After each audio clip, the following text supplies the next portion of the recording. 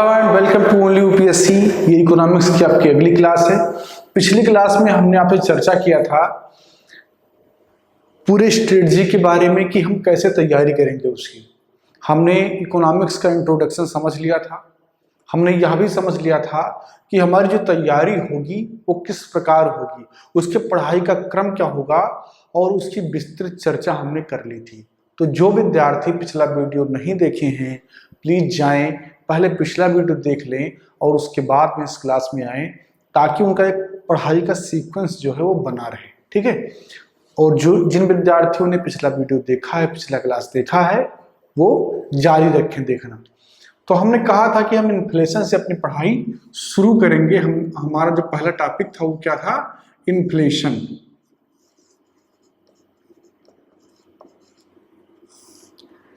और इसको हिंदी में कहते हैं मुद्रास्फीति।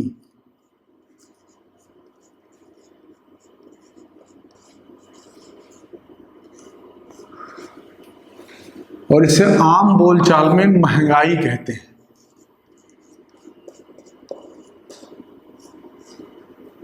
ठीक है, इसको आम बोलचाल में महंगाई कहते हैं। ठीक है। तो अब ये क्या है, ये कितने प्रकार का होता है, इन सब पर हम चर्चा करेंगे इस क्लास में। आप क्लास के आखिर तक बने रहेंगे तो मुद्रास्फीति पूरी तरह से आप समझ जाएंगे। ठीक है। देखिए, मुद्रास्फीति का सिंपल सा मतलब होता है महंगाई, जो यहाँ पर लिखा हुआ है। ठीक है। लेकिन महंगाई किस प्रकार बढ़ सकती है, उसके पीछे रीजन क्या क्या हो सकते हैं, उन सब की विस्तृत चर्चा ही इसके अंतर्गत की जाती है। ठीक है। तो मुद्रास्फीति एक्चुअली में है क्या कि यहां पर एक शब्द लिखा हुआ है, अगर इसको कट कर लें, मुद्रा। क्या लिखा हुआ है? मुद्रा।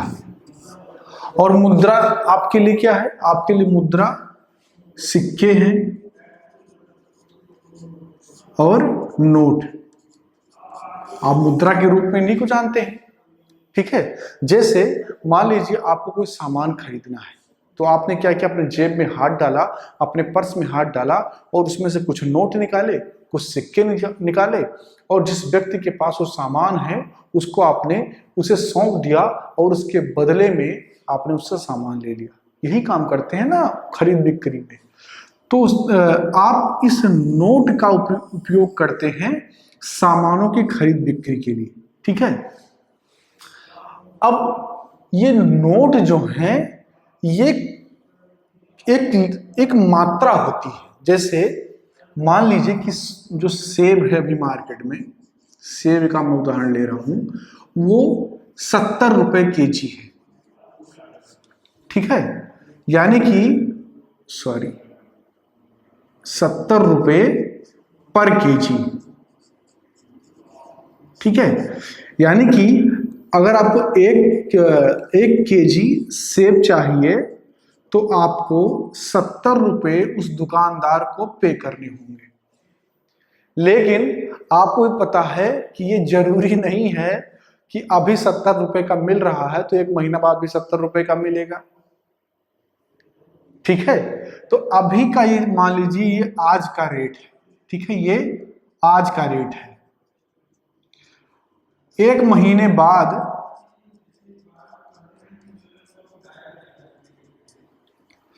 यही 1 केजी सेब खरीदने में 100 रुपया लग रहा है। ठीक है। यही 1 केजी सेब खरीदने में 100 रुपया लग रहा है। अब आप यहां पर एक चीज नोटिस करेंगे कि जो अमाउंट है वो नहीं बदल रहा है। यानी कि 1 केजी सेब जो आज आप खरीद रहे हैं और जब 1 महीने बाद आप खरीद रहे हैं एक ही केजी, तो अमाउंट तो नहीं बदल रहा है, लेकिन जो उसका दाम है, जो पैसा है, वो ज्यादा लग रहा है। पहले 70 रुपया लग रहा था, अब 100 रुपया लग रहा है। ये क्या खेल है? इसी खेल को समझने के लिए ये एक चैप्टर है मुद्रास्फीति। ठीक है। अब आप इसको क्या बोलते हैं सामान्य बोलचाल में? महंगाई बोलते हैं। लेकिन ये क्यों बढ़ जाता है, ये अचानक से क्यों बढ़ जाता है? तो इसके पीछे जो रीजन है वही हमें समझना है।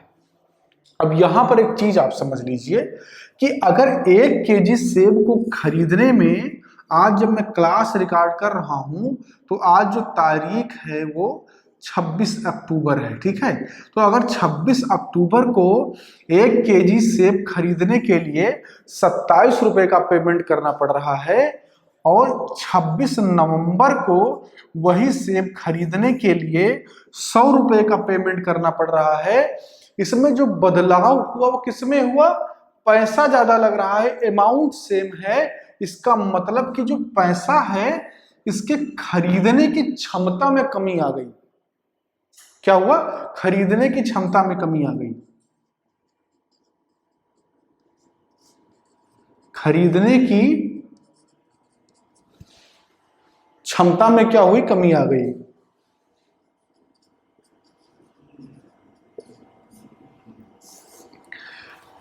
चूंकि आप देख रहे हैं कि 70 रुपए में आप 1 किलो सेब खरीद पा रहे थे, लेकिन अभी आपको उतना ही सेब खरीदने के लिए 30 रुपए एक्स्ट्रा देना पड़ता है। तो क्या हुआ कि जो नोट है, जो सिक्का है, जो मुद्रा है आपके पास, उसका जो पावर है ना परचेज करने का, उसमें कमी आई है। और इसी कमी को स्फीति कहते हैं। और मुद्रा में जब स्फीति हो जाती है, यानी कि उसके क्रय करने की क्षमता में कमी हो जाती है, तो उसे मुद्रा स्फीति कहते हैं। मुझे लगता है कि इससे आसान भाषा में कोई समझा नहीं सकता आपको मुद्रा स्फीति। जब आपके करेंसी की क्रय करने की क्षमता कम हो जाती है तो वही जो कमी है ना, मुद्रा स्फीति है। और उसी कमी की वजह से महंगाई बढ़ती है। यानी कि आपके 10 रुपए की कीमत अब उतनी नहीं रही कि वो उतना ही सामान खरीद पाए जितना पहले खरीद पाता था। तो इसका मतलब कि आपके 10 रुपए में कोई कमी आई, तो जो उसकी क्रय क्षमता है वो कम हो गई, और वही क्रय क्षमता की कमी मुद्रास्फीति कहलाती है। ठीक है। अब मुद्रास्फीति पर सवाल किस तरीके से आते हैं, यहां से तो बस केवल कॉन्सेप्ट है कि मुद्रास्फीति है क्या। तो सवाल पर हमें अगर पहुंचना है तो इसके वर्गीकरण को समझना होगा। तो मुद्रास्फीति का वर्गीकरण अगर कारण के आधार पर हो तो 3 प्रकार का होता है। एक है आपका मांग आधारित, यानी कि डिमांड बेस्ड इन्फ्लेशन। जो दूसरा है आपका वो है लागत आधारित, और तीसरा है आपका संरचनात्मक मुद्रास्फीति, यानी कि स्ट्रक्चर की वजह से अगर कोई जो है कोई चीज महंगी हो जाती है। तो ये 3 है मुद्रास्फीति के कारण के आधार पर उसका वर्गीकरण। अब मुद्रास्फीति की दर भी तो होती है। जैसे मान लीजिए कि अभी 1 महीने में 100 रुपए की जो क्रय क्षमता थी वो घट गई, तभी तो आपने देखा कि सेब का जो है अमाउंट उतना ही था लेकिन पैसा आपको ज्यादा पे करना पड़ रहा था। तो वो जिस रेट से घटती बढ़ती है उस रेट के आधार पर अगर मुद्रास्फीति का वर्गीकरण करें तो वो 3 से 4 प्रकारों में उसका वर्गीकरण किया जाता है। एक तो मंद गति की मुद्रास्फीति, चालू और तीव्र गति की मुद्रास्फीति। ठीक है, तो उसका वर्गीकरण भी हम समझेंगे। हम इसके वर्गीकरण पर चलें उससे पहले एक चीज मैं आपको समझाना चाहता हूं जो बहुत महत्वपूर्ण है, हालांकि आपकी परीक्षा में हो सकता ना आए लेकिन आपकी समझ के लिए बहुत जरूरी है। और वो बात यह है कि आप 50 पैसे का प्रयोग अब नहीं करते हैं। कि करते हैं? नहीं करते हैं। और 4 आने का, ठीक है, 1 रुपया में कितना होता है? 16 आना। 1 रुपया में 16 आना होता है। ठीक है। तो पहले आपने देखा होगा कि सिक्के आते थे किसके? 4 आने के सिक्के आते थे, 8 आने के सिक्के आते थे। तो ये जो 4 आने का सिक्का है इसको भारत सरकार ने क्या किया है? बंद कर दिया है। यानी कि अब ये नहीं चलता है, ऑफिशियली बैन कर दिया है। लेकिन 8 आने के सिक्के क्या ऑफिशियली बैन है? नहीं, ये अभी बंद नहीं हुआ है।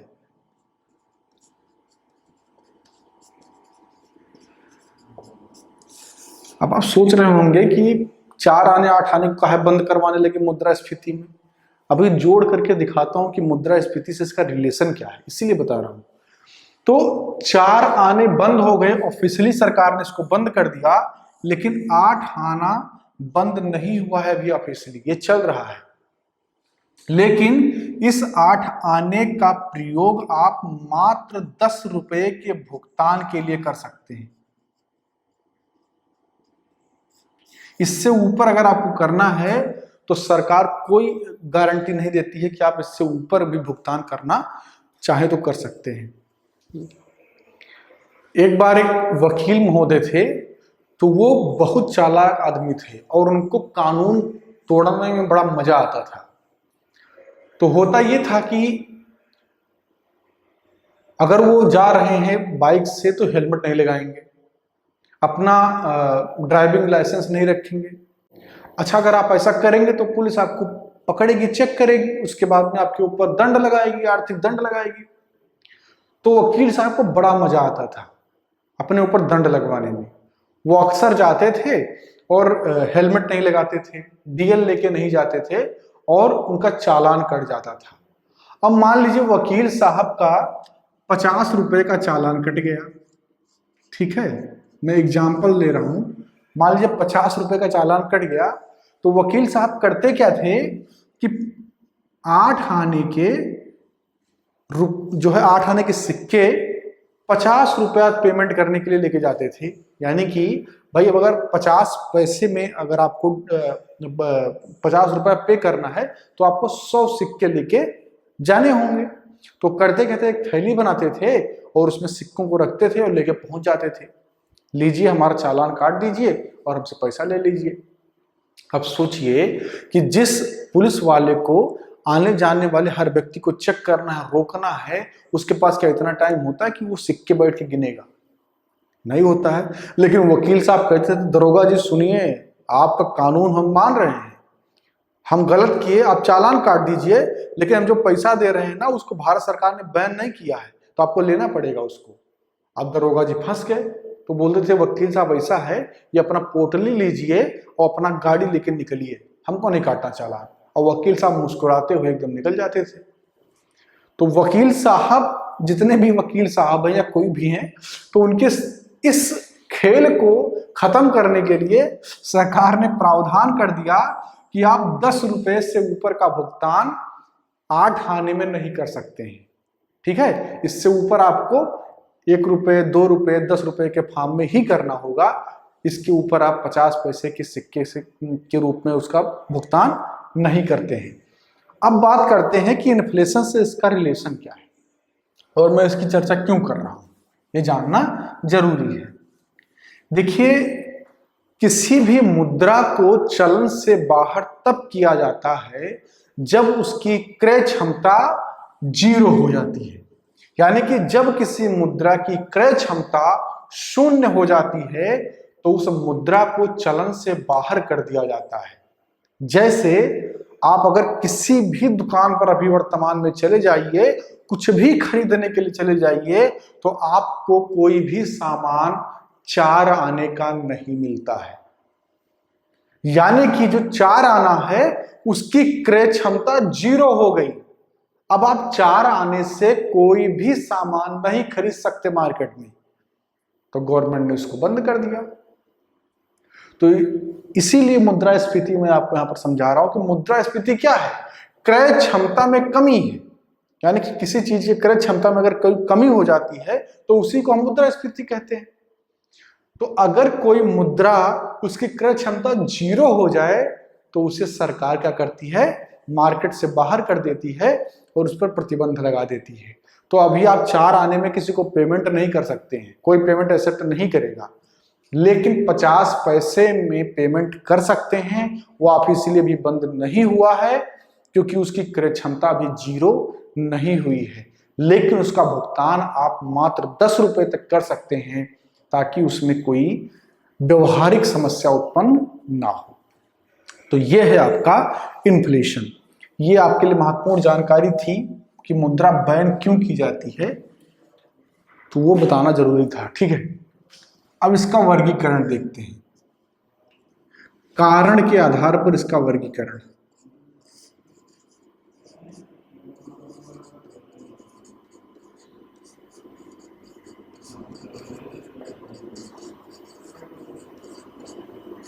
ठीक है, तो सबसे पहला है मांग आधारित मुद्रास्फीति।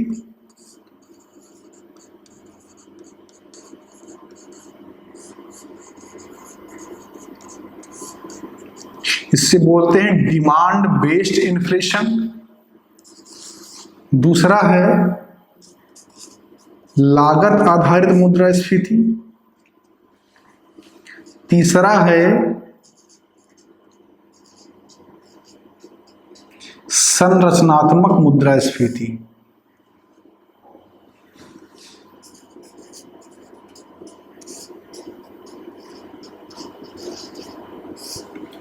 तो ये तीन है मुद्रास्फीति के वर्गीकरण। किस आधार पर? कारण के आधार पर। किसके आधार पर?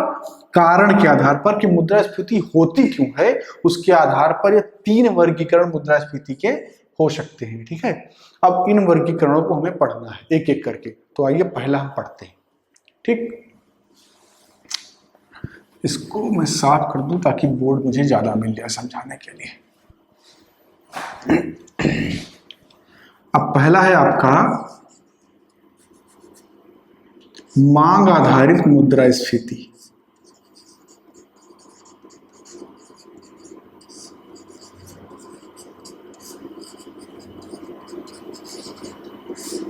ठीक है, मान लीजिए अभी आप तैयारी कर रहे हैं किस चीज के लिए? नौकरी के लिए। आपकी नौकरी लग गई, तो अभी आपके घर की आय कितनी है? अगर आप एक नॉर्मल सी फैमिली से बिलोंग करते हैं जहां पर कोई जॉब नहीं करता है, खेती किसानी से संबंधित लोग हैं, तो आपके घर की जो मासिक आय होगी कृषि या अन्य कार्यों से, वो मान लीजिए कि 30,000 रुपये है। ठीक है, 30,000 रुपये है आपके परिवार की मासिक आय। तो जब आपके परिवार की मासिक आय 30,000 रुपये है, तो इसी के आधार पर आपका खर्चा भी होगा। यानी कि आपके जो पूरी फैमिली का खर्चा है, मान लीजिए आपके फैमिली में कितने हैं? 5 सदस्य हैं। तो जो 5 सदस्य हैं उनके ऊपर 30,000 रुपये का खर्चा होता है, तो हर व्यक्ति पर लगभग 6,000 रुपये का खर्चा आ रहा है। अब आप तैयारी कर रहे हैं, आपकी नौकरी लग गई, तो जब आपकी नौकरी लगेगी तो आपको सरकार पैसा भी देगी। तो मान लीजिए कि सरकार ने आपको 50,000 रुपये वेतन देना स्टार्ट कर दिया। ठीक है, तो अब आपके घर में कितना पैसा आ रहा है? 80,000 आ रहा है। ठीक है, पहले कितना आ रहा था? 30,000 आ रहा था। अब उसमें क्या हो गया कि 50,000 इंक्लूड हो गया। किसकी वजह से? आपकी नौकरी लगने की वजह से। तो वो कितना हो गया? परिवार का इनकम 80,000 रुपये हो गया। अब आप एक चीज बताइए कि पहले आप क्या खरीदते थे जाकर के? पहले जब आप कपड़ा खरीदने मान लीजिए जाते होंगे, तो आप सोचते होंगे कि कोई सस्ता कपड़ा ले लें ताकि तन ढका रहे और अपना काम चलता रहे। लेकिन जब आपके पास पैसा ज्यादा हो जाएगा तो आप क्या करेंगे? ब्रांड खरीदेंगे। ठीक है, कि जीन्स हमको नहीं, हमको 2,500 का जीन्स पहनना, हमको 5,000 का घड़ी लगाना है और हमको 50,000 का जैकेट पहनना है। तो वो कब होगा? जब आपके पास पैसा ज्यादा आएगा। ठीक है, तो अब यहां पर आपके पास पैसा ज्यादा आने लगा। अब मान लीजिए एक चीज और होती, घटना आपके साथ घटित होती है, जिसके लिए आप पढ़ाई भी हो सकता है कर रहे हो, आपकी शादी भी हो जाती है। ठीक है, मान लीजिए आपकी शादी भी हो गई। अब जब शादी हो गई तो शादी के साथ साथ बहू भी तो लाओगे ना घर में। अब बहू ले आए तो यहाँ पर कितने सदस्य हो गए? एक सदस्य और जुड़ गया। अब सदस्य की संख्या परिवार में 6 हो गई। ठीक है, सदस्य की संख्या कितनी हो गई? 6 हो गई। आपके परिवार में जो इनकम है वो पहले 30,000 था, आपके 50,000 की वजह से 80,000 हो गया और आपकी शादी हो गई। और जो आपकी धर्म पत्नी आई, अब चूंकि आप भी अगर नौकरी कर रहे हैं, धर्म पत्नी आएंगी तो वो भी कुछ ना कुछ करती हुई आएंगी ना, ऐसे तो करेंगे नहीं। तो मान लीजिए कि वो भी 50,000 कमा रही। ठीक है, अब 50,000 अगर वो भी कमा रही हैं तो आपके फैमिली इनकम में 80 में 50 जोड़ दीजिए तो कितना हो जाएगा? 1,30,000 रुपये। ठीक है, अब आपके फैमिली का इनकम 1,30,000 रुपये हो गया। और ये क्या हो गया? सदस्य संख्या कितनी हो गई? 6 हो गई, पहले 5 थी। अब सोचे कि 80,000 से जब आप ऊपर बढ़े तो आप थोड़ा और खर्चा करेंगे, यानी कि डिमांड आपका और बढ़ेगा। ठीक है ना? अब 2 साल मान लीजिए बीता और आपने जो इन्वेस्टमेंट किया था उसका प्रॉफिट मिलना शुरू हो गया, यानी कि आपके बच्चे भी हो गए।